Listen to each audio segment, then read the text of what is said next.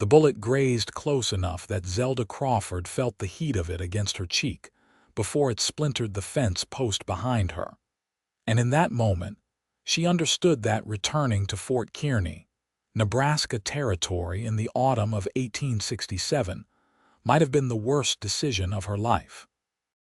She ducked behind the water trough outside the general store, her heart hammering against her ribs as two more shots rang out from somewhere down Main Street. The afternoon had been peaceful just moments ago, the kind of golden October day that made her almost forget why she had left this place 3 years earlier. Almost. The acrid smell of gunpowder hung in the air as shouting erupted from the direction of the Lucky Silver Saloon. Zelda pressed herself against the rough wood, her traveling dress already dusty from the stagecoach journey. She had imagined her return would be quiet, unremarkable.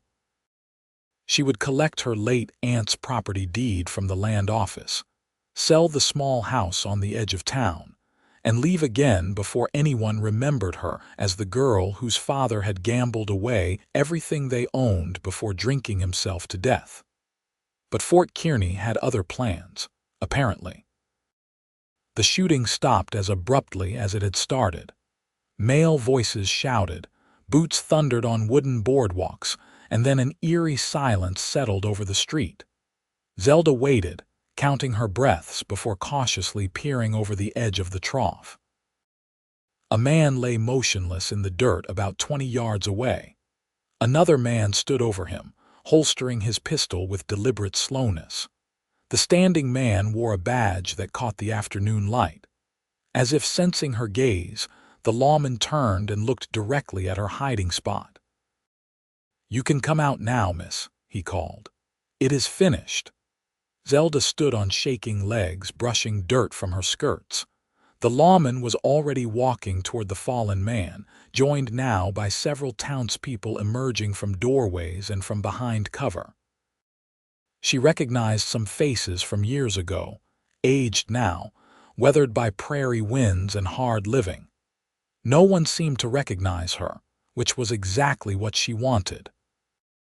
She picked up her carpet bag from where she had dropped it and headed in the opposite direction, toward the boarding house she remembered from childhood. Mrs. Patterson's place, if it still existed. Her hands trembled as she walked, and she forced herself to breathe slowly, evenly. 3 years in Omaha working as a seamstress had been quiet, safe, predictable. She had forgotten how quickly violence could erupt out here on the edge of civilization. Mrs. Patterson not only still ran her boarding house, but remembered Zelda immediately upon opening the door. The older woman's face softened with sympathy that made Zelda's throat tighten. "Zelda Crawford. Lord, child, I heard about your aunt passing. I am so sorry. She was a good woman, better than this town deserved."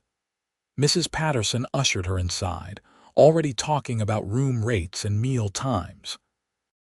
"You will be staying for the social tomorrow night, won't you? Whole town turns out.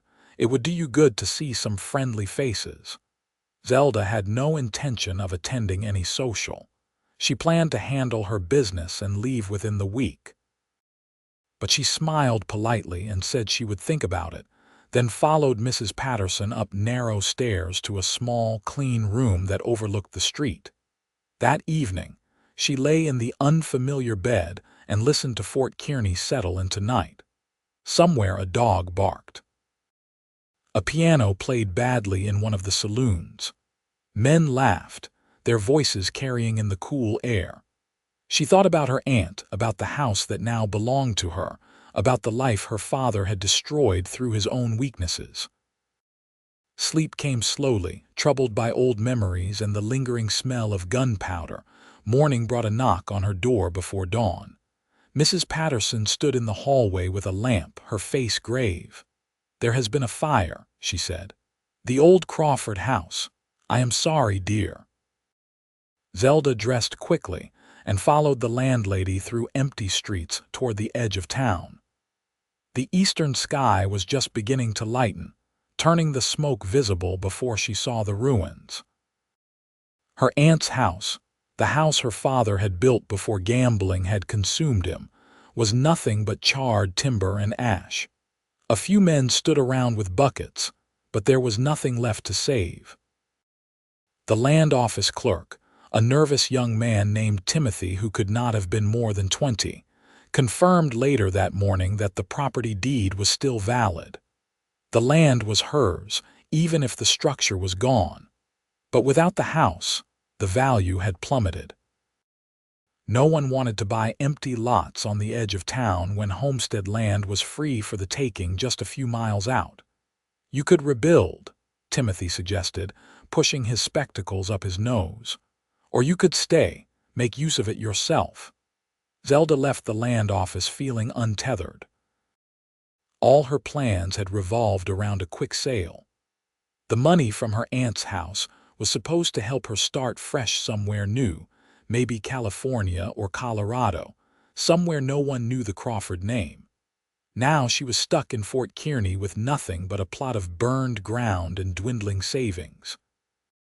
She spent the afternoon walking the town, reacquainting herself with streets that had once been as familiar as breathing.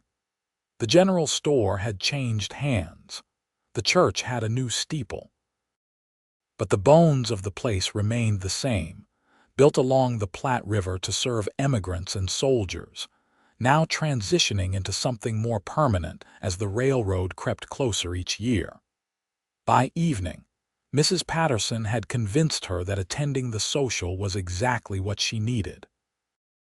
"Moping in your room won't change anything," the landlady said firmly. "Besides, there will be food, and Lord knows you need to eat more. You are thin as a rail." The social was held in the community hall, a large wooden building that served as everything from town meeting space to dance hall to emergency shelter during storms. By the time Zelda arrived, following Mrs. Patterson's insistent shepherding, the place was already crowded with what seemed like half the territory. Lanterns hung from the rafters, casting warm light over the assembled townspeople.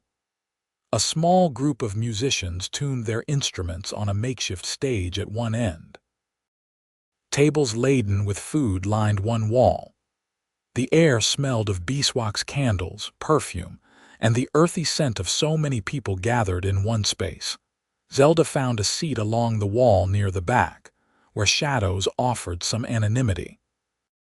She wore her best dress, a dark green wool that she had sewn herself, with careful attention to the latest fashion plates from Omaha. It was perhaps too fine for Fort Kearny, but she had precious few nice things, and Mrs. Patterson had insisted. The dancing started with a reel, and the floor filled with couples young and old. Zelda watched, feeling separate from the celebration, an observer rather than a participant. She recognized more faces now, put names to them from memory. There was Sarah Mitchell, who had been 2 grades ahead of her in school, now dancing with her husband. There was old Mr. Thompson, who ran the livery.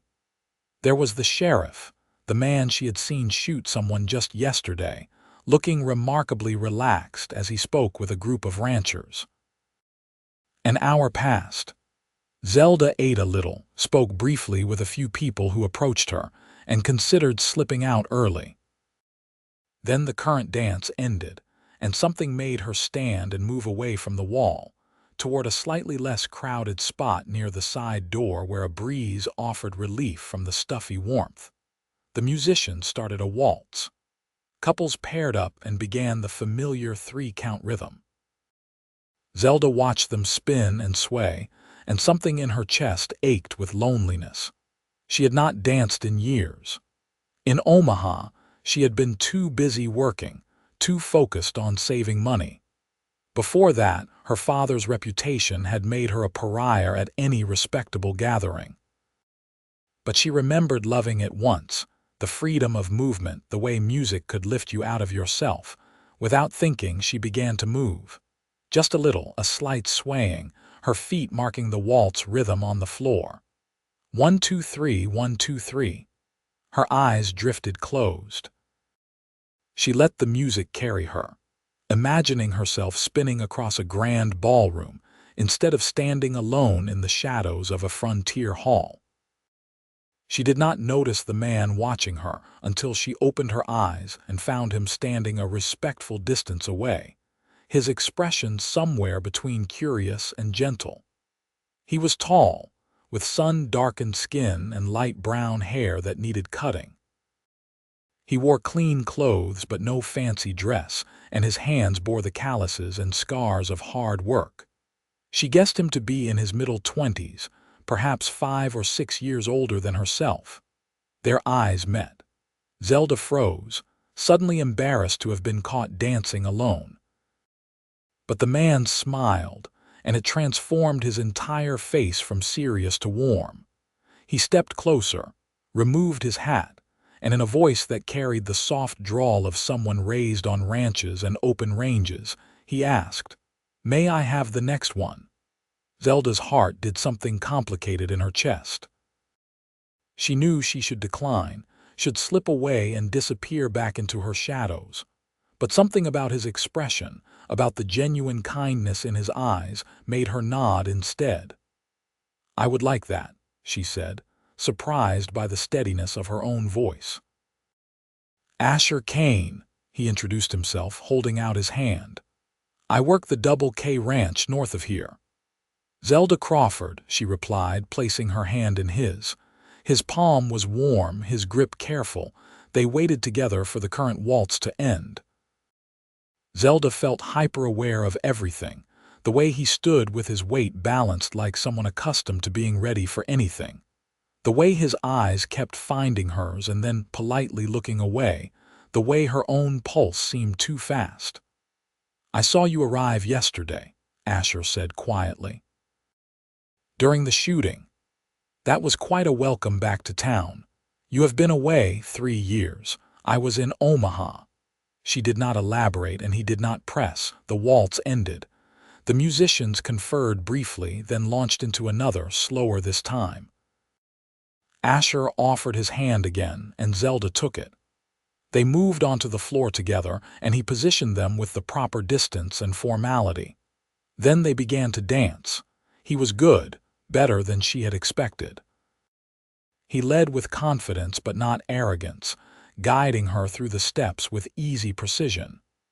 Zelda followed, finding the rhythm quickly, remembering how much she had loved this. They did not speak at first, letting the music fill the space between them.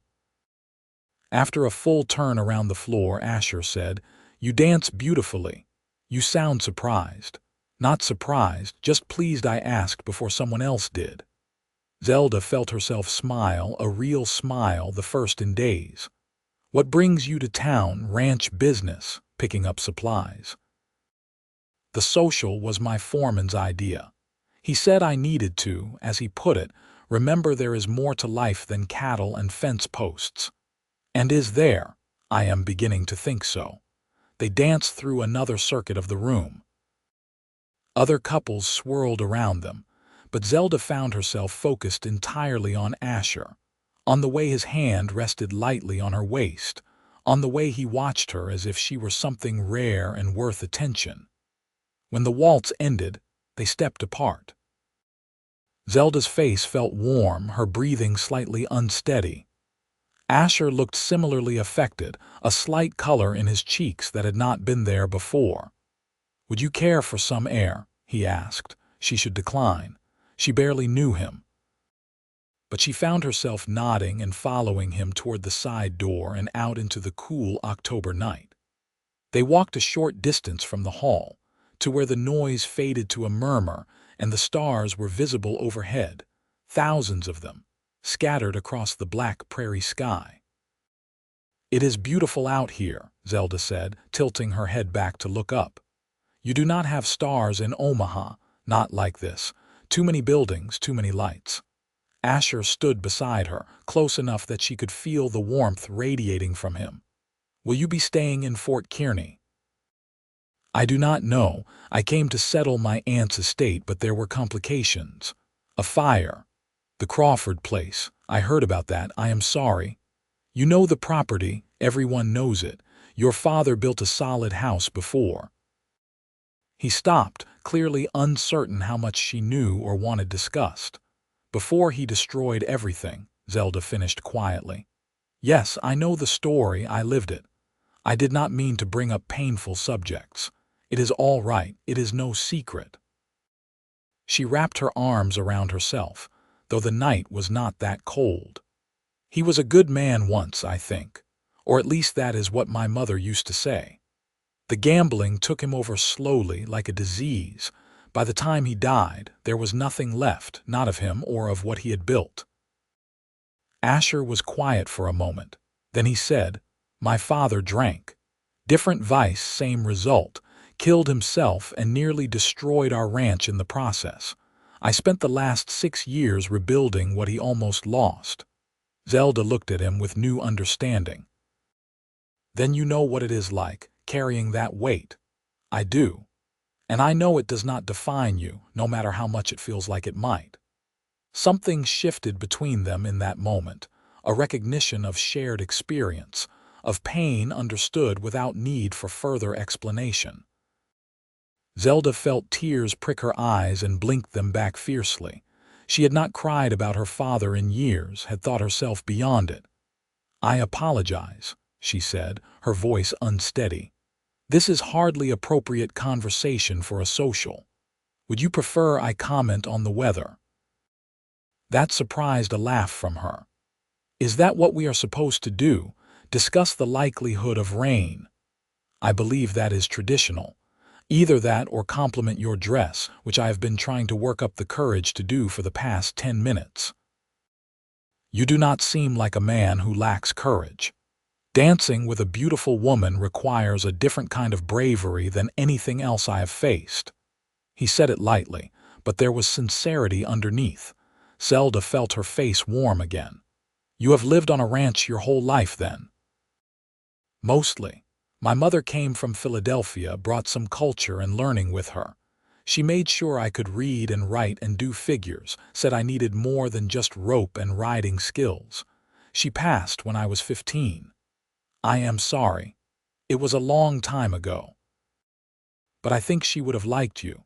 She always said dancing was essential to civilization, even out here." He smiled, then turned to face her more directly. "Would you allow me to call on you, Miss Crawford, properly I mean, not just meeting by chance at a social?" Zelda's heart raced. It had been so long since anyone had shown interest in her, so long since she had allowed herself to want anything like this. But doubt crept in quickly. She had no prospects, no clear future. She was still the daughter of the man who had brought shame to the Crawford name. "I do not know how long I will be staying," she said carefully. "Then I will value whatever time you are here.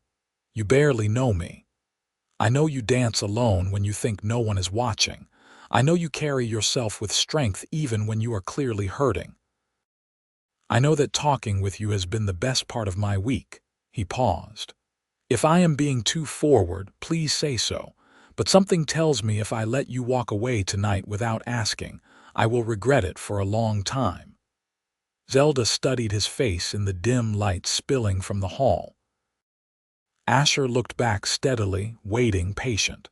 She thought about her empty days in Omaha, about her careful, controlled life that had felt more like existing than living. She thought about the feeling of dancing again, of being seen. "Yes," she said. "You may call on me. I am staying at Mrs. Patterson's boarding house."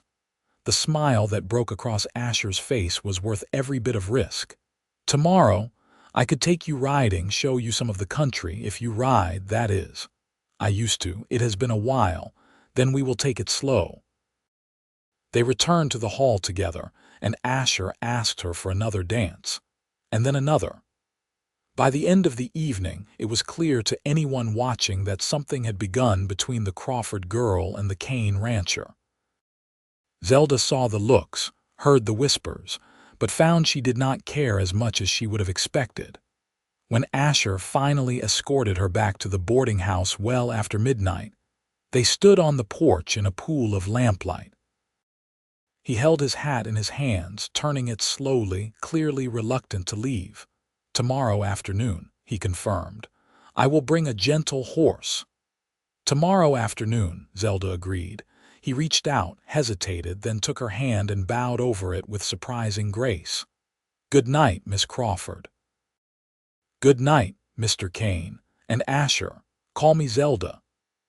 His smile was the last thing she saw before closing the door and leaning against it, her heart doing impossible things in her chest. Mrs. Patterson appeared from the parlor, trying and failing to hide her pleased expression. "That Asher Kane is a good man," the landlady said. "Had a hard time of it after his father's troubles, but he held that ranch together through sheer will. Respected now. Solid. You do not need to sell me on him, Mrs. Patterson. Just making sure you know what you have there. Not many men like that left in the world." Zelda climbed the stairs to her room feeling lighter than she had in months, maybe years. She prepared for bed mechanically, her mind replaying every moment of the evening, every word exchanged. It seemed impossible that just this morning she had felt so hopeless, so trapped. Now, suddenly, the future felt open with possibility. She slept deeply and woke to sunshine streaming through her window. For the first few moments of consciousness, she felt purely happy. Then reality intruded, all the practical concerns she had temporarily forgotten. She still had no money, no real home. Her land was worthless without a house. She could not simply stay in Fort Kearny indefinitely on hope and attraction to a rancher she had just met. But when Asher arrived that afternoon leading 2 horses, one a steady-looking mare with kind eyes, all her practical concerns faded into background noise. He had brought a picnic lunch packed by his ranch cook, and they rode out into the prairie under a sky so blue it hurt to look at. They followed the Platte River for a while, then turned north into rolling grasslands that stretched to the horizon. Asher pointed out landmarks, told her about the ranch, asked about her time in Omaha. The conversation flowed easily, punctuated by comfortable silences. Zelda felt herself relaxing, letting go of the constant tension she carried. They stopped near a grove of cottonwood trees where the grass grew thick and soft. Asher spread a blanket and unpacked the lunch while Zelda tended to the horses, slipping into old familiar motions she had nearly forgotten. When she joined him on the blanket, he was watching her with that same gentle expression from the night before. "You look happy," he said simply. "I am. It has been a long time since I spent a day like this. Then we should do it more often." They ate fried chicken and fresh bread and apple pie that tasted like heaven. Asher told her about his foreman, a man named Jack who had worked for his father and stayed loyal through the bad times. He told her about his small crew, about the challenges of running cattle in country that could turn harsh without warning. He spoke with passion and obvious love for the work, for the land. "What about you?" he asked. "What did you do in Omaha?" "I worked as a seamstress." "I am good with my hands, with patterns and stitching." It was steady work, reliable. But it was lonely, too. Just me and fabric and thread, day after day. "Do you miss it?" Zelda looked out over the endless prairie, at the way the wind moved through the grass like waves on an ocean. "No," she said, surprising herself with the certainty. "I thought I wanted the safety of it, but I think I was just hiding. From my past, from the risk of being hurt again. And now I think maybe hiding is worse than risking." Asher moved slightly closer on the blanket. "I am glad you came back. So am I." They sat in companionable silence for a while, watching clouds drift across the sky. Then Asher said, "I should tell you something about your father." Zelda tensed. "What about him?" "There are debts." "Not many people know, but your father owed money to several people in town when he died. Your aunt settled some of them, but there are still outstanding amounts.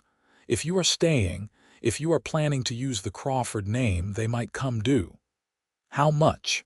I do not know exactly. But it is part of why the land is hard to sell. Some people in town have long memories. Zelda absorbed this information, feeling the weight of her father's choices settle over her again. Thank you for telling me. I will need to find out the specifics, I suppose. I can help if you want. I know most of the people involved. We could go together, work something out. Why would you do that? You barely know me. Asher turned to face her fully. Because in the short time I have known you, I have come to care what happens to you. Because I see how you carry all of this alone, and I think you deserve someone in your corner. Because I would like to know you better, and that means helping with the difficult parts, not just the easy ones. Zelda felt emotion rise in her throat. I do not know what to say. You do not have to say anything. Just let me help. So she did. Over the next week, Asher accompanied her to meetings with various townspeople who held markers of her father's debts. Some were understanding, willing to forgive the debts given enough time. Others were harsh, demanding immediate payment. By the end of it, Zelda had a clear picture of what she owed, nearly $200, a staggering sum. She sat in her boarding house room doing calculations late one night, trying to figure out how long it would take to earn enough money to clear the debts and still have something left over. The numbers did not work out favorably. Even if she found seamstress work in town, it would take years. A knock on her door interrupted her spiral of worry. Mrs. Patterson stood in the hallway, looking hesitant. You have a visitor downstairs. That Kane fellow. I told him it is rather late, but he said it is important. Zelda followed her down to find Asher pacing in the parlor. He looked agitated, his hair mussed as if he had been running his hands through it. What is wrong? Zelda asked immediately. Nothing is wrong, I have been thinking. He stopped pacing and faced her.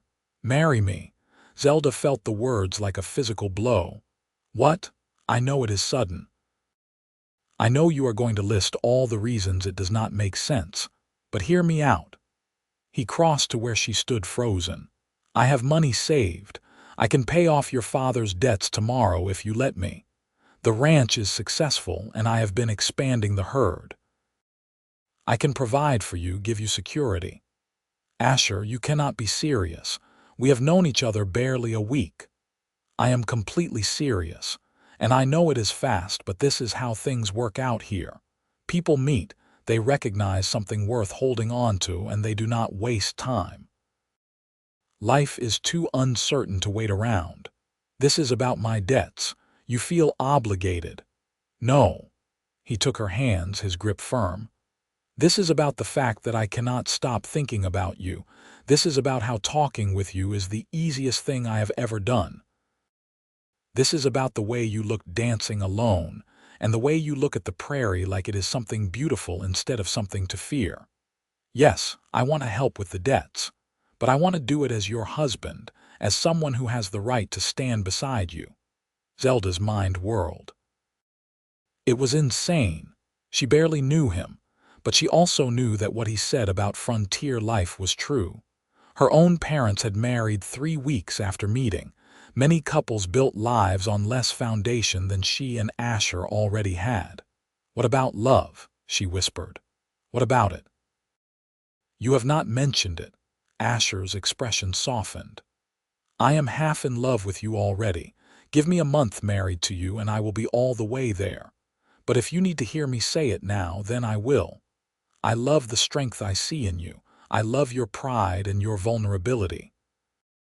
I love the way you dance. I love talking with you. I want to build a life with you.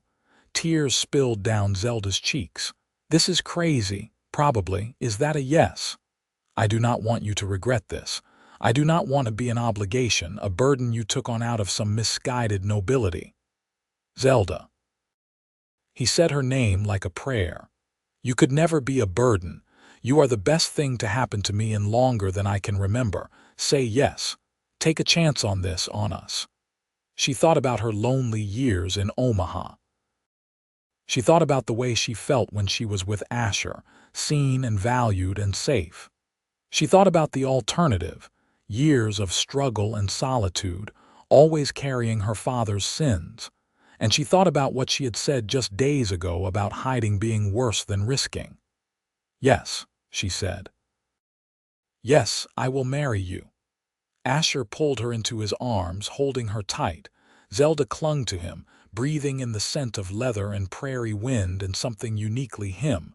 When he pulled back to look at her, his eyes were bright with emotion. "I will make you happy," he promised. "Whatever it takes, I will make sure you never regret this. I know you will, and I will do the same for you." They were married 3 days later in the small church with Mrs. Patterson and Asher's foreman Jack as witnesses. Zelda wore a new dress she had sewn herself, simple but elegant in cream-colored muslin.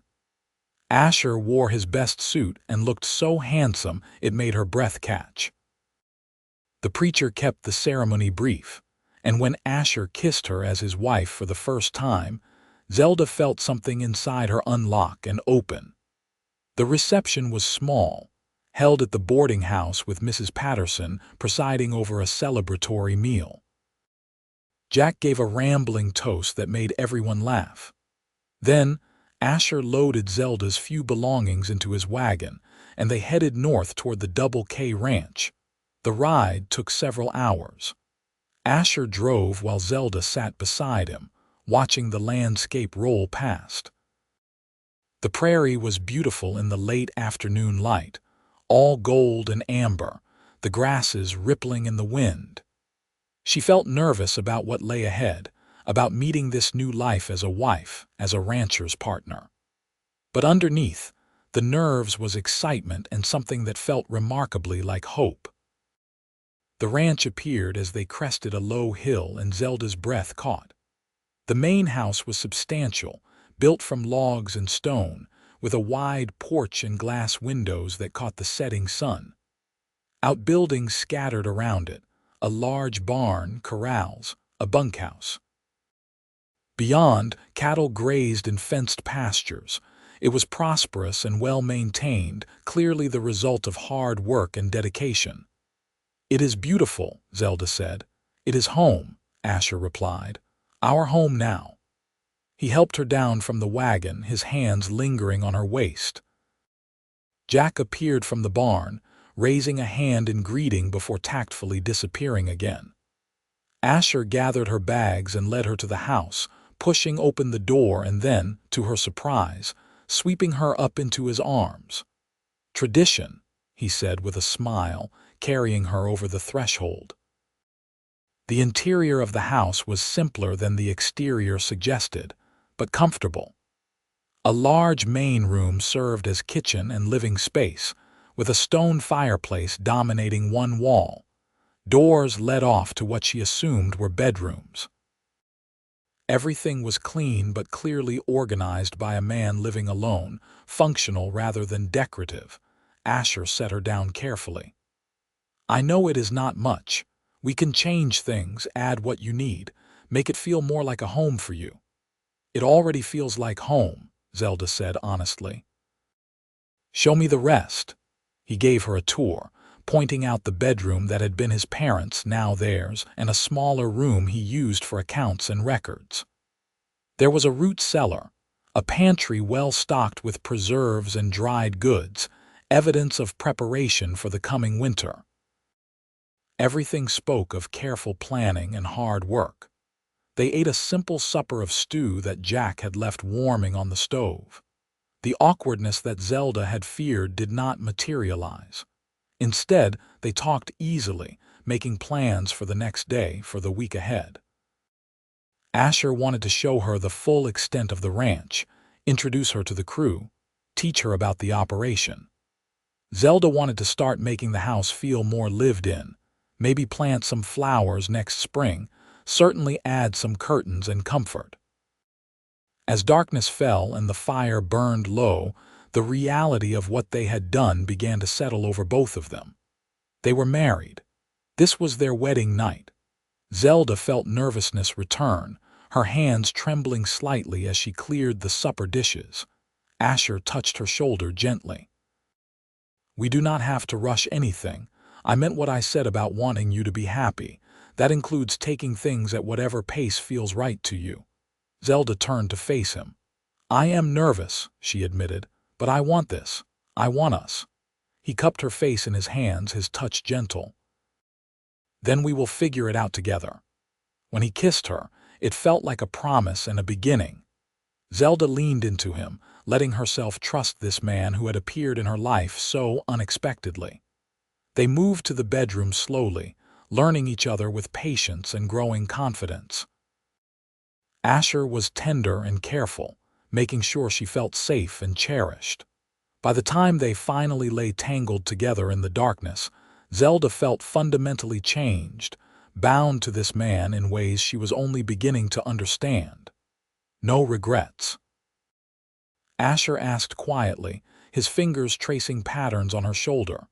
"None. You, not a single one."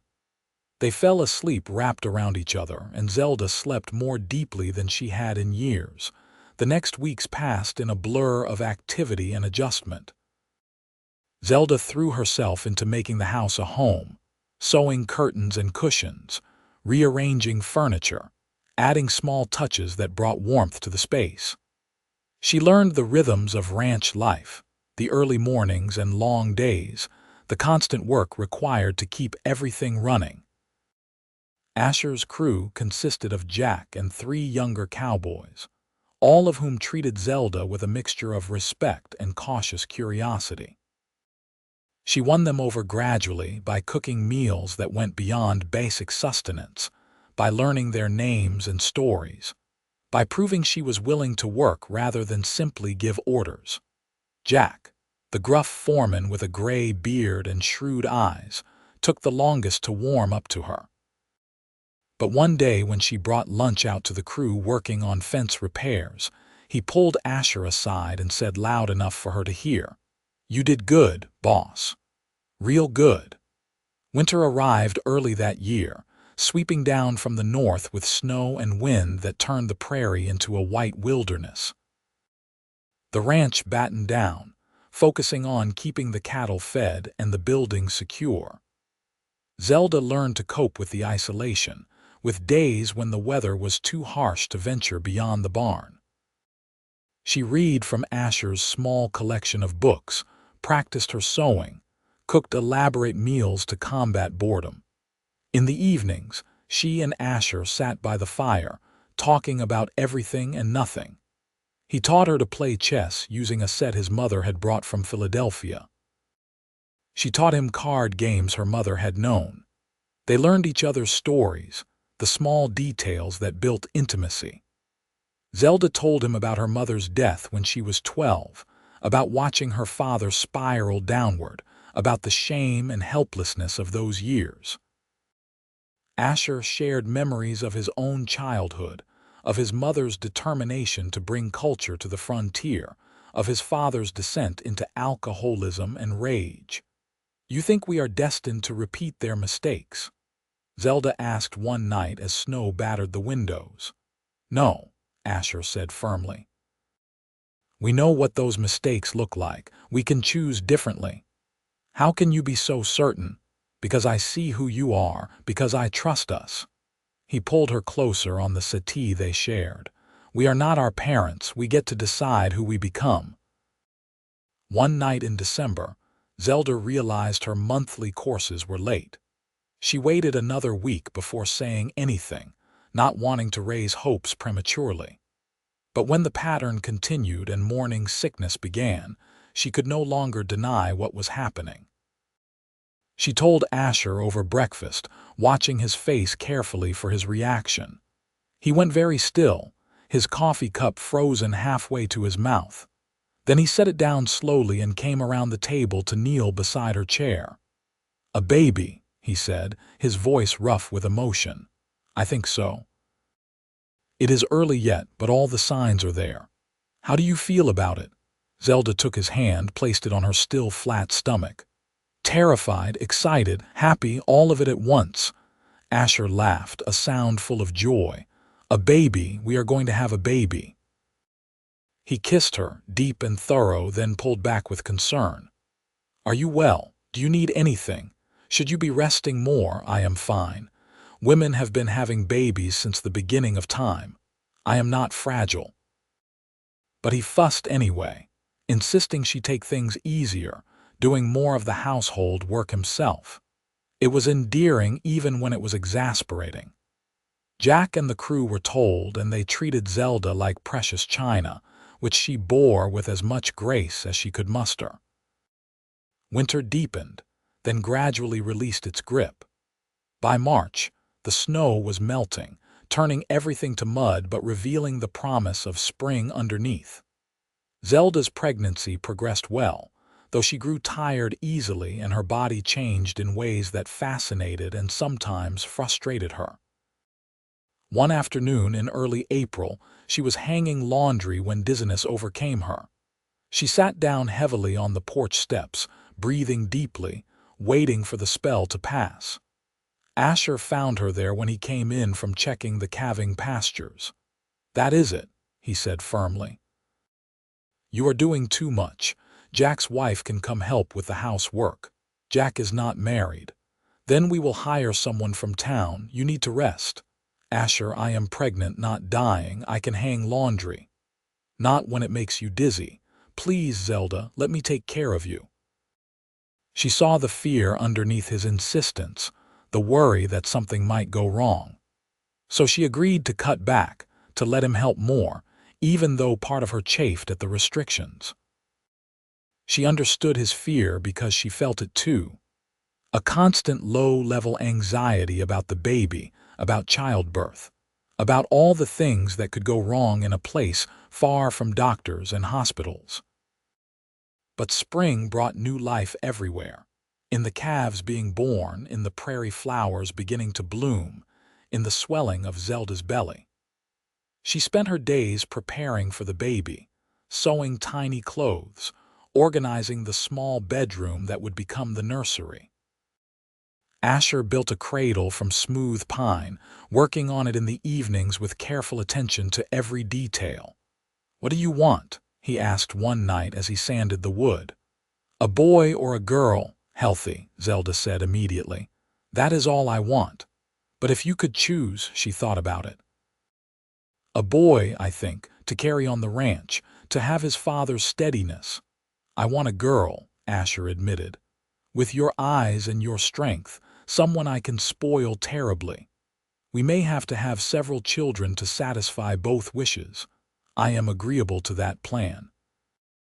They smiled at each other across the room, and Zelda felt a surge of love so strong it stole her breath. This man, this life, they were hers. The lonely girl she had been just months ago felt like a distant memory. In late June, with summer heat settling over the prairie, Zelda's labor began.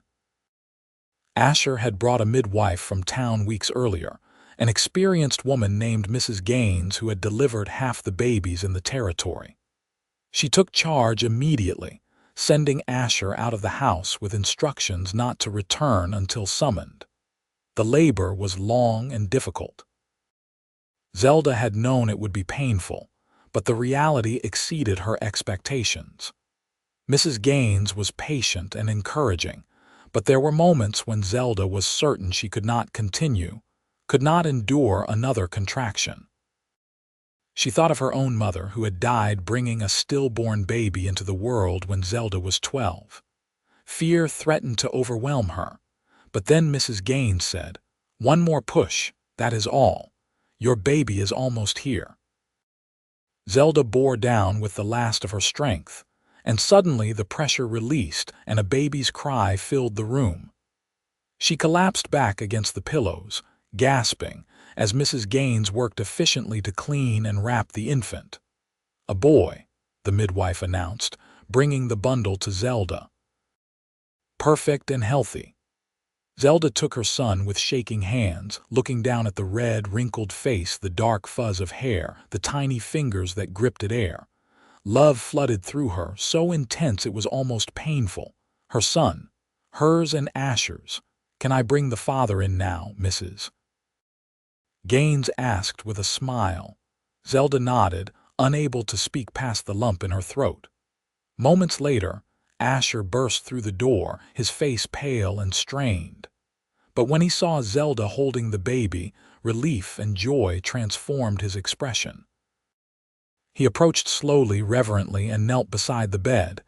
He is everything. He is perfect," Zelda whispered. "We have a son." Asher reached out to touch the baby's cheek with one finger, his hand trembling. "He is so small. He will grow. Do you want to hold him?" She placed the baby in Asher's arms, showing him how to support the tiny head. Asher looked down at his son with an expression of such profound love and awe that Zelda felt fresh tears spill down her cheeks. This was her family. This was the life they were building together. "What should we name him?" Asher asked softly. They had discussed names but never settled on anything definite. Now, looking at her son, Zelda knew. "Andrew, after my mother's father. He was a good man, the only one in my family I remember with real kindness." "Andrew Kane." Asher tested the name.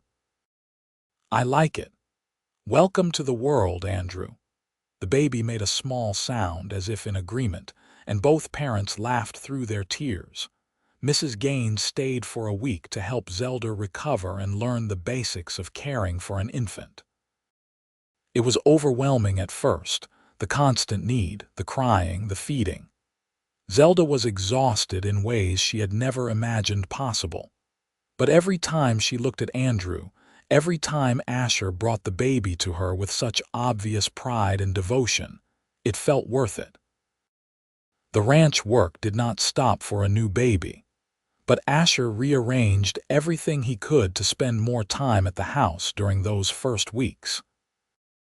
Jack and the crew picked up the slack without complaint, and several brought small gifts for the baby, hand-carved toys and soft blankets knitted by wives or mothers. Summer passed in a haze of sleepless nights and learning curves. Andrew was a good baby, healthy and growing quickly. Zelda discovered reserves of patience she had not known she possessed. Asher proved to be a devoted father, walking the floor with Andrew when he was fussy, changing diapers without complaint, singing off key lullabies that somehow always worked. One evening in August, with Andrew finally asleep in his cradle, Zelda and Asher sat on the porch watching the sun set over the prairie. The air was soft and warm, carrying the scent of grass and wildflowers. Asher had his arm around Zelda's shoulders, and she leaned into his solid warmth. "Are you happy?" he asked quietly. Zelda thought about the question, about the journey that had brought her here. A year ago, she had been alone in Omaha, trapped in a life that felt like slow suffocation. She had come back to Fort Kearny expecting nothing but painful memories and a quick escape. Instead, she had found this man, this life, this family. "I am happier than I ever thought possible," she said honestly. "There are hard moments, and I am so tired sometimes I can barely think straight, but yes, I am happy, more than happy." "I love you," Asher said. "I know I have said it before, but I need you to hear it again. I love you, Zelda. You are the best thing that ever happened to me." "I love you too, so much it scares me sometimes." He kissed the top of her head. "Nothing to be scared of. We have this. We have each other. We can handle whatever comes." They sat in comfortable silence as the sky darkened and stars began to emerge. Inside, Andrew made a small sound but settled back into sleep. The future stretched out before them, unknown but no longer frightening. They would face it together, building their life one day at a time. The years that followed were full, sometimes challenging but rich with meaning. The ranch prospered under Asher's careful management. They expanded the herd, improved the breeding stock, built new outbuildings. Zelda found her place not just as a wife and mother, but as an integral part of the operation, keeping accounts, managing supplies, even helping with the cattle work when extra hands were needed during roundup. Andrew grew into a sturdy, curious toddler who followed his father everywhere, imitating his walk and expressions. When he was 2, Zelda became pregnant again. This time the pregnancy was easier, perhaps because she knew what to expect. In the spring of 1871, she delivered a daughter they named Anna, after Asher's mother. With 2 children, the house felt truly complete. Andrew doted on his baby sister, helping in his limited toddler ways. Asher somehow became even more devoted, if that was possible, juggling ranch responsibilities with family life with a grace that amazed Zelda. The debt from her father's past had been paid off long ago, and the Crawford name no longer carried the stigma it once had. Zelda had built new associations, earned respect in her own right. She became known for her skill with healing, having learned from Mrs. Gaines and from experience. Women in the area began seeking her advice for various ailments, and she helped deliver several babies for neighbors. Fort Kearny continued to grow, transitioning from a rough frontier town into something more established. The railroad arrived in 1872, bringing new opportunities and new challenges. Asher began shipping cattle by rail rather than driving them on long trails, which increased profits but required adapting to new business methods. Through it all, their love deepened and matured. The early passion evolved into something more profound, a partnership built on trust and shared goals. They still danced sometimes, in the kitchen when the children were asleep, swaying to music only they could hear. Those moments never failed to transport Zelda back to that first night at the social, when a stranger had watched her dance alone and asked for the next one. In the autumn of 1874, with Andrew 6 and Anna 3, Zelda discovered she was pregnant again. This pregnancy was harder, perhaps because she was older now and busier. But in the early summer of 1875, she delivered twin boys, named Joseph and James. The house erupted into chaos with 4 children, but it was a happy chaos, full of laughter and love. Asher hired additional help, both for the ranch and for the house, recognizing that Zelda could not manage everything alone. A young woman named Sarah came to help with the children and housework, and she proved invaluable during those early months when the twins demanded constant attention. The years continued to pass, marked by seasons and milestones. Andrew started school in town, riding in each day with his father when Asher had business there. Anna proved to have her grandmother's artistic talent, filling pages with drawings and showing a love for music that led to Asher purchasing a small piano, brought at great expense from Omaha.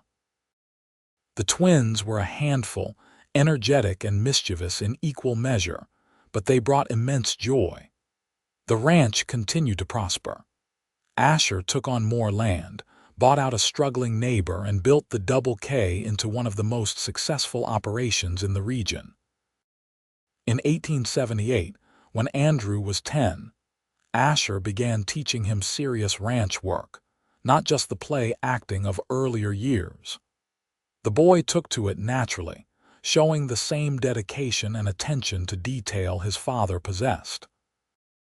Zelda watched them work together and saw the future of the ranch being secured. That same year, on an October evening remarkably similar to the night they had met, Asher took Zelda to a social in town.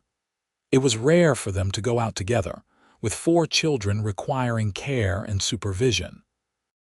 But Sarah agreed to watch the little ones overnight, and Jack assured Asher the ranch would survive one evening without him. They arrived at the community hall to find it transformed with decorations and packed with people. Zelda wore a new dress, deep blue silk that Asher had surprised her with from a trip to Omaha. She felt beautiful and young, despite the 11 years and 4 children that had passed since that first social. The music started, and couples took to the floor. Asher led Zelda out for a waltz, and it was like no time had passed at all. They moved together perfectly, years of partnership evident in how seamlessly they matched each other's steps. "You remember the first time we danced?" Asher asked as they turned across the floor. "Every detail. You asked if you could have the next one. Best decision I ever made. Asking me to dance or marrying me 3 days later. Both, all of it. Every moment that brought us here." He pulled her slightly closer. "I would do it all again in a heartbeat. Even the twins keeping us awake for 6 months straight. Even that." They laughed together, and Zelda felt a surge of contentment so complete it brought tears to her eyes. This was happiness, she realized. Not a constant state of bliss, but rather this deep satisfaction in a life well lived, in love given and returned, in a future being built together. As the evening wore on, Zelda found herself standing near the side door, watching the dancers. A young woman stood alone in the shadows, swaying slightly to the music, unaware of being observed. She looked lonely and uncertain, and Zelda recognized something of her younger self in that posture. She was about to approach the girl when a young cowboy, one of the new hands from a neighboring ranch, walked up to her. Zelda saw him remove his hat, saw him speak. The girl's face lit up with surprise and pleasure, and they moved onto the floor together for the next dance. Asher appeared at Zelda's elbow, following her gaze. "You are thinking about that night," he said. "It was not a question. I am thinking about how brave you were, approaching a strange woman dancing alone. I am thinking about how brave you were, saying yes to a man you barely knew." Zelda turned to look at her husband, at the man who had transformed her life in ways she could never have imagined. Gray touched his temples now, and lines marked his face, evidence of years spent outdoors in harsh conditions. But his eyes still held the same warmth they had that first night, the same steadiness that had made her feel safe enough to risk everything. "I love you," she said simply. "I love you too. Always have, always will." They left the social early and rode home under a canopy of stars, the same stars that had witnessed the beginning of their story. The house was quiet when they arrived, all 4 children sleeping peacefully. They checked on each one, tucking blankets and smoothing hair, then retired to their own room. As Zelda lay in Asher's arms that night, she reflected on the journey that had brought her from that lonely girl dancing alone to this woman surrounded by love and family. The path had not always been easy, and there had been challenges and sorrows along the way. But every choice, every risk, every moment of courage had led her here to this place of belonging. No regrets. Asher whispered in the darkness, echoing the question he had asked on their wedding night so many years ago. "None," Zelda replied. "Not a single one. Good, because I plan on spending the rest of my life making sure you stay that way. I am holding you to that promise."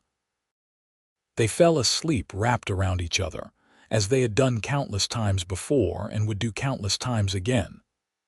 Outside, the prairie wind whispered through the grass, and the moon cast silver light over the land they had built their life upon. The following years brought their own challenges and triumphs. Andrew grew into a fine young man, taking on more responsibility at the ranch and showing every sign of being ready to eventually run the operation.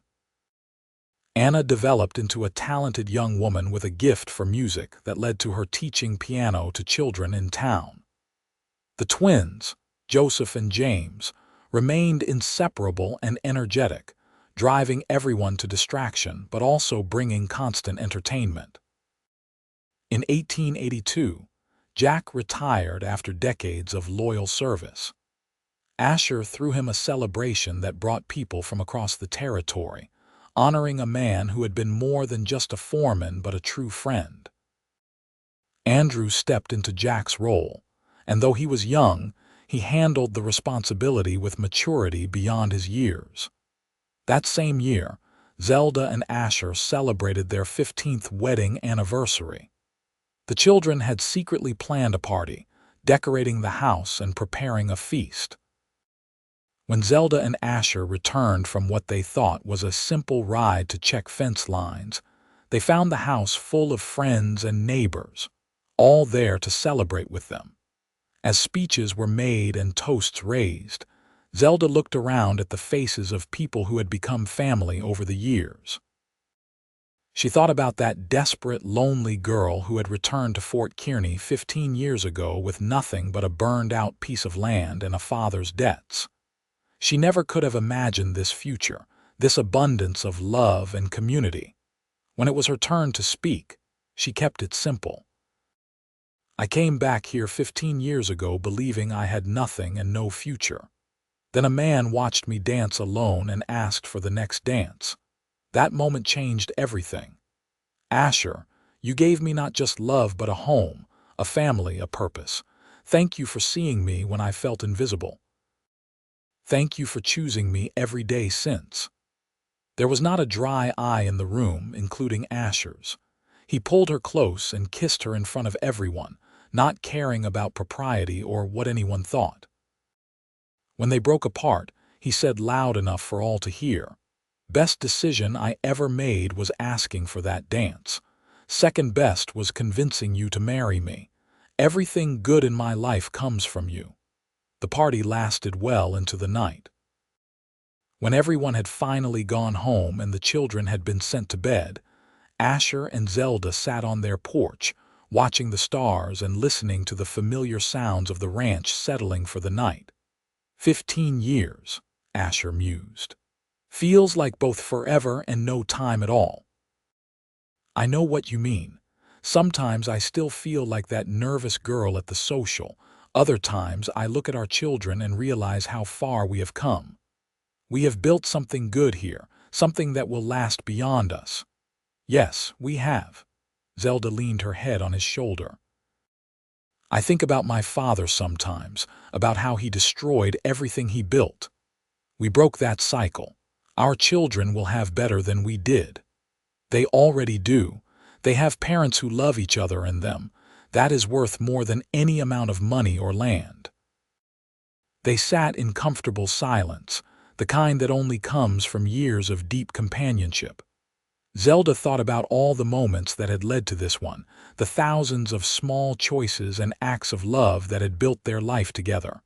The first dance, the proposal, the wedding, the births of their children, the daily work of maintaining a marriage and a ranch. All of it mattered, all of it contributed to the foundation of what they had created. As the years continued to pass, that foundation proved strong enough to weather everything that came. There were droughts and hard winters, times when money was tight and the future uncertain. Andrew married in 1886, bringing home a sweet young woman named Elizabeth who fit into the family as if she had always been there. Anna followed in 1888, marrying a schoolteacher from Omaha and moving to the city, though she returned often with her own children. The twins took longer to settle, restless young men who needed to see some of the world before appreciating home. Joseph went to Denver to try his hand at various ventures, while James joined a cattle drive to Texas. Both eventually returned, matured by their experiences, ready to help run the ranch alongside their father and older brother. Zelda became a grandmother, and then a grandmother many times over, as her children built their own families. Each grandchild was precious, each one a testament to the legacy she and Asher had created together. She taught them the things her mother had taught her, the importance of kindness and strength in equal measure. Asher taught them about the land, about responsibility and hard work. In 1895, as Zelda approached 50 and Asher 55, they took stock of their lives on a cool autumn evening. The house was quiet for once, all the children and grandchildren gone to their own homes. It was just the two of them as it had been in the beginning. "Have I told you lately that I love you?" Asher asked from his chair by the fire. "Only this morning. I suppose I could stand to hear it again." He came to where she sat, knelt beside her chair as he had done so many times over the years, and took her hands. "I love you, Zelda Cane. I have loved you for 28 years, and I will love you until my last breath and beyond." "I love you too," she said, tears welling in her eyes as they still sometimes did when he spoke like this. "You saved me, do you know that? Not just from debt or loneliness, but from a life half lived. You saved me right back. Before you, I was just going through motions, surviving but not really living. You taught me what it means to truly be alive." They held each other in front of the fire, two people who had become so intertwined that it was impossible to imagine one without the other. Their story had started with a simple question at a social, with courage and risk and faith. It had grown into something rich and complex, a love that had weathered decades and become only stronger for the trials it had endured. As the new century approached, bringing changes and challenges none could predict, Asher and Zelda faced it together as they had faced everything. Their children and grandchildren surrounded them. The ranch prospered under Andrew's capable leadership, and the life they had built together stood as proof that sometimes the best things come from the bravest choices. Zelda thought often about that night at the social, about dancing alone in the shadows and hearing a voice ask for the next dance. It had been such a small moment, easily dismissed or forgotten, but it had changed everything. One dance had led to a conversation had led to a proposal had led to a marriage, and that marriage had led to this life, full beyond measure. In the spring of 1900, as the world buzzed with talk of a new century and all it might bring, Zelda and Asher celebrated their 32nd wedding anniversary. Their children threw another party, this one even larger than the last, filling the ranch with 3 generations of family. There was music and dancing, food and laughter, love visible in every corner. As evening fell and the younger grandchildren were taken home to bed, Asher found Zelda standing on the porch, looking out over the land they had nurtured for so many years. He came up behind her, wrapped his arms around her waist, and they stood together watching the sun set. "Do you ever wish you had said no?" he asked. "That night I proposed after knowing you for a week. Never, not once. It was the smartest yes I ever gave. Even with all the hard times, the struggles and sorrows, especially with those, they are part of what made us strong." She turned in his arms to face him. "We have built something beautiful, you and I. Look at all of this, all of them. Our children, our grandchildren, this place. It all started because you were brave enough to ask a lonely girl to dance. And she was brave enough to say yes, twice." They kissed as the sun slipped below the horizon, painting the sky in shades of gold and pink. Inside the house, their family laughed and talked, the sound of love made tangible. The prairie wind carried the scent of spring flowers and new grass, the promise of growth and renewal.